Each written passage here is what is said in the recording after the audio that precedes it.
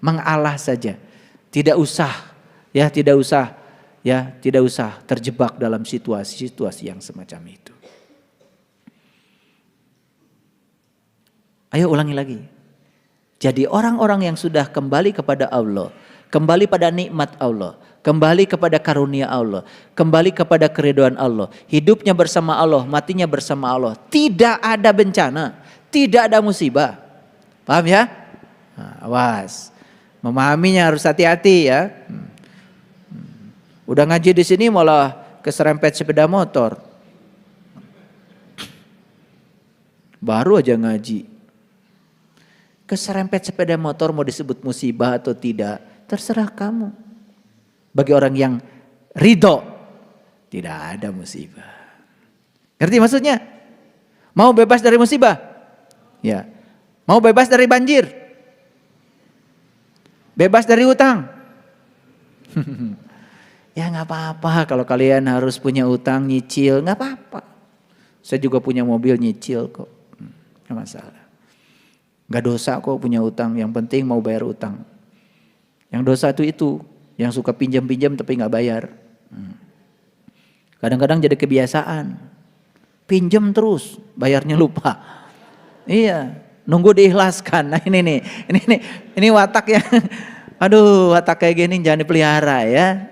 Nunggu diikhlaskan, nunggu belas kasihan, harus konsekuen. Kalau pinjam, kamu bayar. Kalau janji hari anu mau bayar ya bayar. Ini masalah watak. Ya, sehingga kamu menjadi tidak dipercaya lagi sama orang lain. Ya.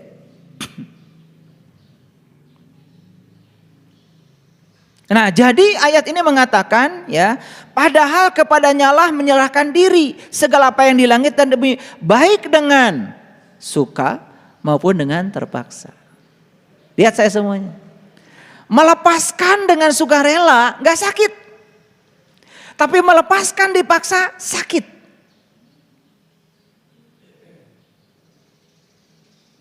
Nah pertanyaannya sekarang, hayang dipaksa wae. Melepaskannya itu harus dipaksa oleh semesta, harus dipaksa oleh Allah gitu. Sakit. Dipaksa sama siapapun, tetap kalau dipaksa itu akibatnya sakit.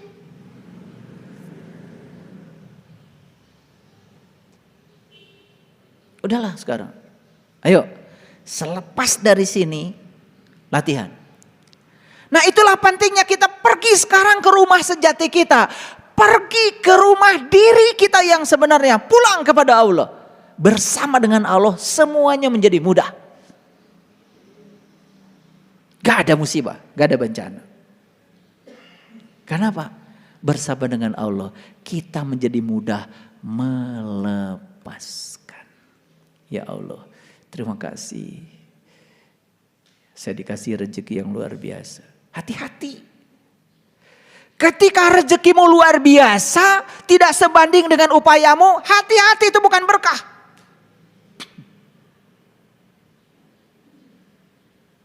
Ada yang licik, ya.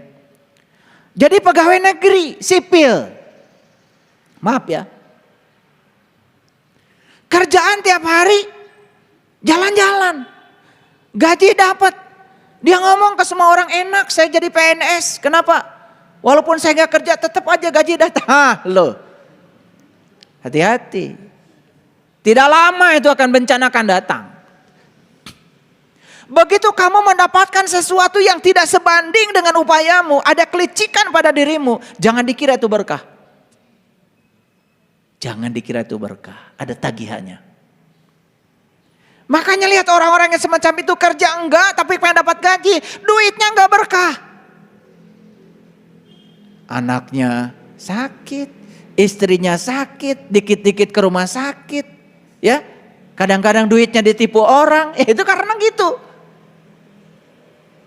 Awas, hati-hati ya. Belajar spiritual itu harus ada kesebandingan. Kamu pinter, ngomong berapa menit kamu dihargai orang. Kalau itu sebanding dengan kepintaranmu kamu dapat berkah, itu bagus. Tapi kalau sudah mulai licik membohongi orang, kamu dapatkan penghasilan sebanyak-banyaknya, Itu juga akan berakhir dengan penderitaan. Kan pernah dengar ada investasi bodong? Investasi bodong itu kan sebenarnya tipu-tipuan dengan berkedok investasi yang ujung-ujungnya kan nyedot duit orang. Dia mencari rezeki dengan cara yang tidak sebanding dengan upaya dia. Dia kira itu bagus. Nih anak-anak saya, kalian cari rezeki yang sebanding dengan kompetensimu, yang sebanding dengan upayamu, yang sebanding dengan keahlianmu. Itu yang berkah. Rezekinya gak apa-apa banyak juga. Yang penting halal. Nanti tubuh kita jadi sehat, pikiran kita jadi sehat, batin kita suci, tidak ternoda. Karena tidak ada yang bukan hak kita raih dengan cara-cara yang licik. Ngerti maksud saya? Nah ini kadang-kadang, mohon maaf ya, banyak sekali kan orang yang mencari rezeki dengan cara-cara yang licik. Dia pikir hasilnya banyak yang tidak sebanding dengan upaya dia itu bagus. Tidak, ada tagihannya. Nah kalian-kalian nih yang kerja, hari ini dapat, itu bagus. Bagus. Siapa tahu itu membawa berkah. Bapak saya anaknya 11. Kerja di perkebunan teh cuman sebagai manor besar teknik. Yang gajinya itu ya sebulan gak cukup. Tapi kami ya bisa sekolah semua, aneh kan? Nah, itu berkah namanya. Karena yang beliau dapat sebanding dengan yang beliau keluarkan. Sebanding dengan kerja keras yang beliau lakukan.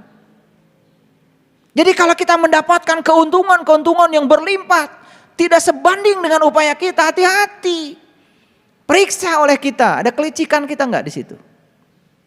Kalau ada kelicikan, menyelinap jadi rezeki kita, itu membawa masalah dalam hidup kita. Maaf ya, mungkin duitmu tuh nanti habis buat cuci darah.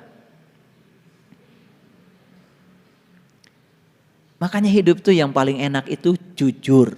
Tadi jujur apa? Jujur apa tadi? Pikiran sama, tulis pikiran sama dengan perkataan, sama dengan perbuatan, gitu aja. Definisinya nggak pusing-pusing. Jujur adalah pokoknya pusing lah. Pokoknya apa yang kau pikirkan, itu yang kau katakan, itu yang kamu lakukan. Lihat. Itu yang membuat seseorang itu selalu kelihatan cantik dan ganteng. Jadi kalau kamu ingin kelihatan cantik sepanjang hidupmu, kelihatan ganteng sepanjang hidupmu, sudah jujur aja. Percaya sama saya. Yang perempuan cantik di usia berapapun kalau jujur. Yang laki-laki ganteng di usia berapapun kalau jujur. Percaya sama saya, cantik dan ganteng. Paham ya? Gitu. Gimana ayah? Saya kan wajahnya jelek. Jujur kamu. Insya Allah kamu tetap jelek.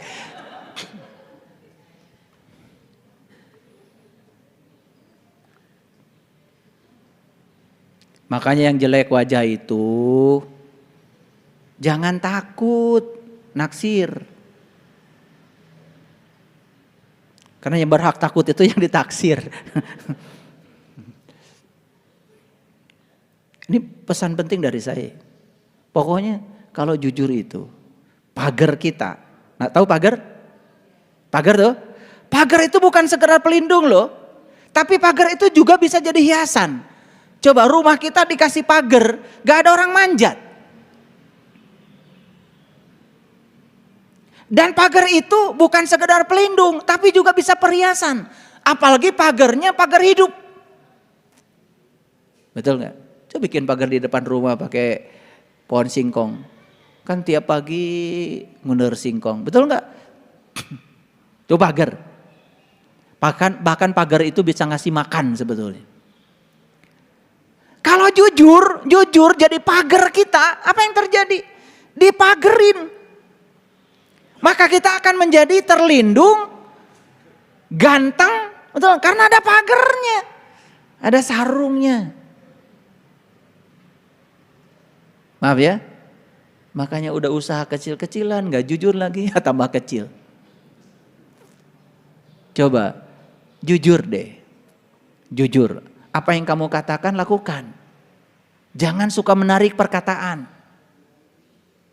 Kalian kadang-kadang ngomong suka basa-basi, jadinya basi. Contoh begini, ayah sebetulnya sih saya pengen ngaji. Cuman, kalau kamu nggak datang di sini, kamu tuh nggak pengen. Kalau pengen pasti ada jalan dari semesta untuk datang di sini. Ngerti maksud saya? Jangan ngomong gitulah sama saya, basa-basi itu. Sebenarnya saya pengen datang, cuman kamu itu nggak pengen datang. Kalau pengen datang itu harus ada di sini. Ke saya jangan ngomong gitulah, itu kan menghina saya. Cuman kadang-kadang saya kan harus ngelus dada aja, ya. Lihat anak-anak saya model-model kayak gitu, ya. Basa-basi, basi jadinya. Jadi oleh karena itu, kalau nggak mau datang, nggak usah ngomong gitu. Karena kalau kamu nggak mau datang, ya kamu juga tidak akan ada di sini. Kalau mau datang dan kencang maunya, ya pasti ada di sini. Karena begitu kita mau, semesta akan ngasih jalan untuk ada di sini. Paham maksud saya? Nah, ini adalah pelajaran penting supaya kita tidak banyak basa-basi. Oleh karena itu, yuk, mau pulang sekarang? Pulang sekarang. Pulang kepada Allah, gak usah nunggu mati nanti. Karena kalau kita pulang di kehidupan yang sekarang, kita akan pulang sempurna di kematian nanti. Kullu nafsin zaikatul maut. Setiap yang bernyawa harus merasakan rasanya hidup, rasanya mati. Setiap yang bernyawa harus merasakan rasanya mati. Merasakan rasanya mati justru ketika kita masih hidup. Karena kalau udah mati mah kalian tidak akan bisa merasakan rasanya mati. Kasihan dong orang mati merasakan rasanya mati. Orang mati mah gak ngerasain apa-apa, disabunin apa, mau dibakar kek, mau di apa gak masalah. Ya, mau meninggalnya di sungai, mau meninggalnya di laut gak masalah. Yang masalah kan kita. Sama-sama ke bumi kok. Betul gak? Ya sama-sama ke bumi, gak terbang ke Mars. Orang jatuh dari pesawat kan sama ke bumi. Mau dikuburkan dimanapun kembali ke bumi kan? Gak masalah sebenarnya. Yang masalah tuh kita. Karena senang memasalahkan yang bukan masalah. Riweh.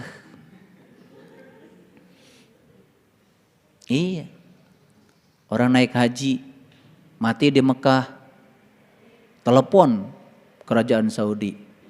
Mohon jenazah kedua orang tua saya dikembalikan ke kampung halaman. Riweh tuh ongkosna. Duit keur haji ge nginjem. Tamah balikna kudu mulangkeun nu modar. Buat apa? Dikubur di Mekah dengan dikubur di Jelekong sama enggak? Sama, kembali ke bumi. Betul enggak? Tidak kembali ke Mars.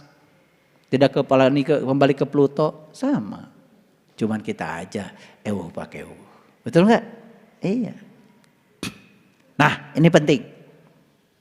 Jadi oleh karena itu, yuk pulang.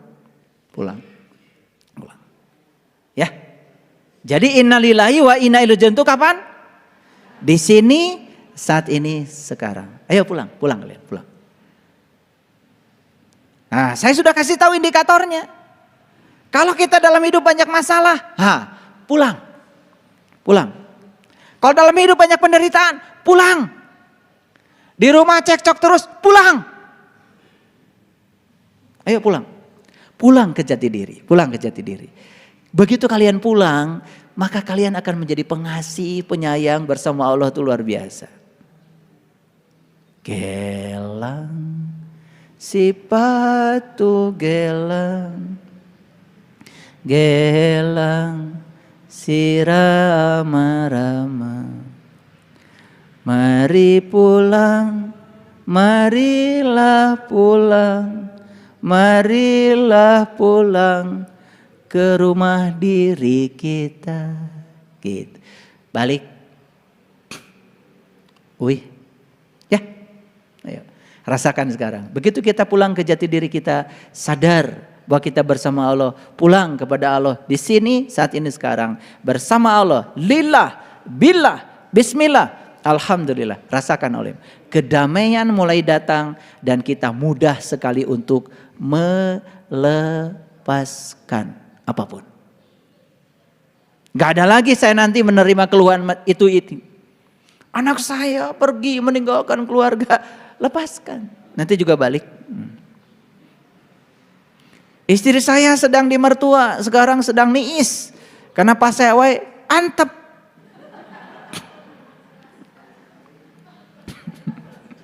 Kayak balik.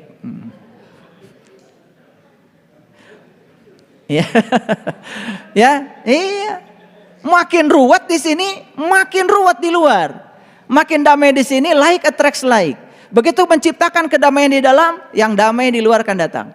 Begitu menciptakan kebahagiaan di dalam, yang damai-damai keluar. Makanya berhenti membicarakan yang kalian tidak ingin dalam hidup.